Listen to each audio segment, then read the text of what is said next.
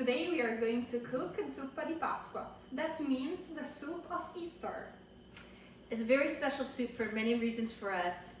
One, it's Easter now and Passover.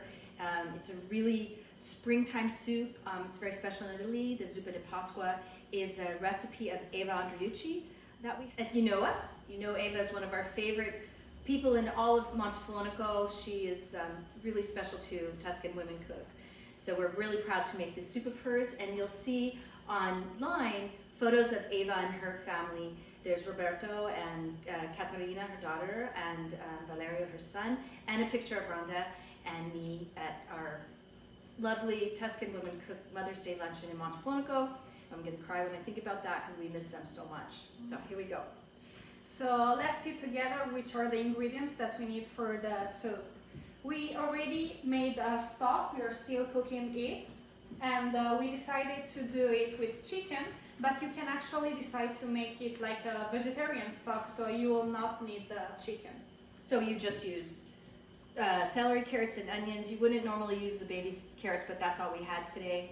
And like Ari said, you can make a vegetarian stock. So we actually had some chicken and the bones, so we're making a chicken stock right now.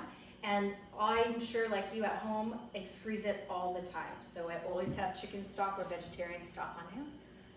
And except for the stock, the other ingredients are some spinach. We decided to use the baby spinach, but you can also use the bigger ones. Then we have some Parmesan cheese, some salt, eggs, and nutmeg. So the ingredients are really, so we have just few ingredients, not as much. Yes, and the spinach, the reason we're using baby spinach is because that's what we had. But if you have the bigger spinach, you may want to chop it a little. It might be easier to eat in the final zuppa soup. So while Colleen is cooking the spinach for a couple of minutes, I'm going to put inside of the bowl the Parmesan, then a bunch of salt, the eggs,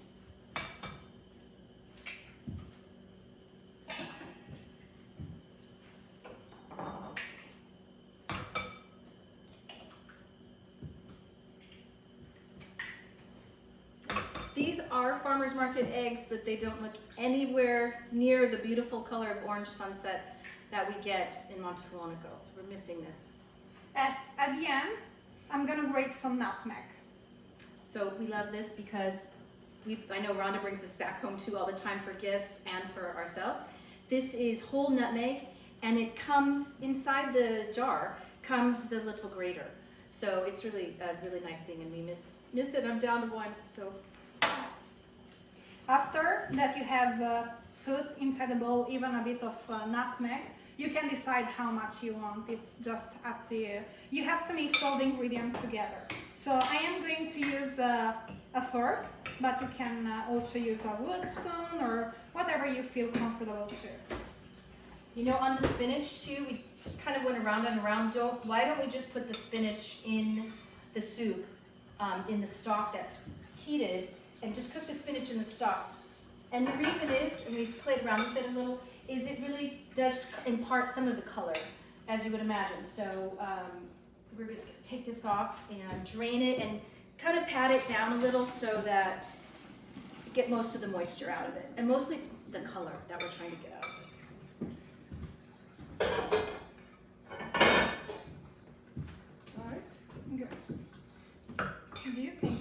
So this is a fun soup because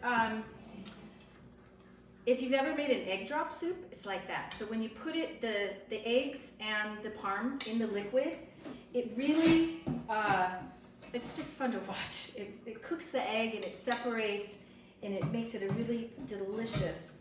And we're starving right now, so we're really excited to be eating this. All right. So we're going to put the spinach in first. And I want to say one thing about this pot because I keep trying to post it, but I don't know how. Rhonda and I were given these pots by Valerie Bertinelli when we went on her show.